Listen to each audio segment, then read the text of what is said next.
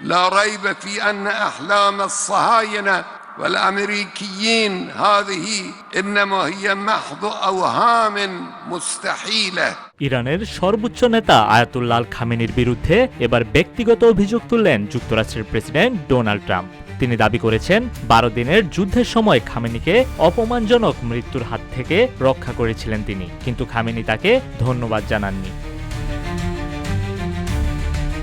শুক্রবার ট্রাম্প নিজের social platform truth সোশ্যালে লিখেন, আমি খামেনিকে অত্যন্ত জঘন্য ও অপমানজনক মৃত্যুর হাত থেকে বাঁচিয়েছিলাম, কিন্তু ধন্যবাদটুকু পেলাম না। তিনি আরও দাবি করেন, ইসরায়েল ও যুক্তরাষ্ট্রের যৌথ অভিযানে খামেনিকে হত্যার পরিকল্পনা থাকলেও তিনি নিজে সেটি থামিয়েছিলেন।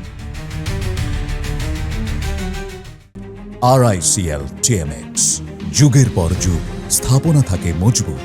ট্রাম্পের এই মন্তব্য এসেছে এমন এক সময় যখন খামেনি ইসরায়েলের বিরুদ্ধে বিজয়ের ঘোষণা দিয়েছেন। ট্রাম্প এই দাবিকে বোকামিপূর্ণ ও অসত্য বলে উড়িয়ে দিয়েছেন। ইরানের পররাষ্ট্রমন্ত্রী এক টুইট বার্তায় ট্রাম্পের এই মন্তব্যকে অসম্মানজনক ও অগ্রহণযোগ্য বলে আখ্যা দিয়েছেন। তিনি বলেন, কোনো চুক্তিতে পৌঁছাতে চাইলে ট্রাম্পকে খামেনি ও তার সমর্থকদের প্রতি সম্মান দেখাতে হবে।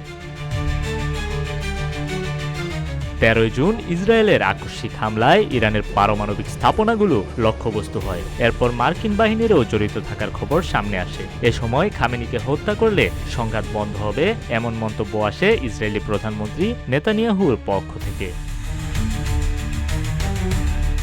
ইসরায়েল ইরান সংঘাত 12 দিন গড়ানোর পর যুক্তরাষ্ট্রের মধ্যস্থতায় যুদ্ধবিরতি কার্যকর হয়। তবে এই পুরো সময় জুড়েই খামেনিকে লক্ষ্য করে বারবার আক্রমণের হুমকি ও হত্যার পরিকল্পনা নিয়ে চলেছে নানা আলোচনা।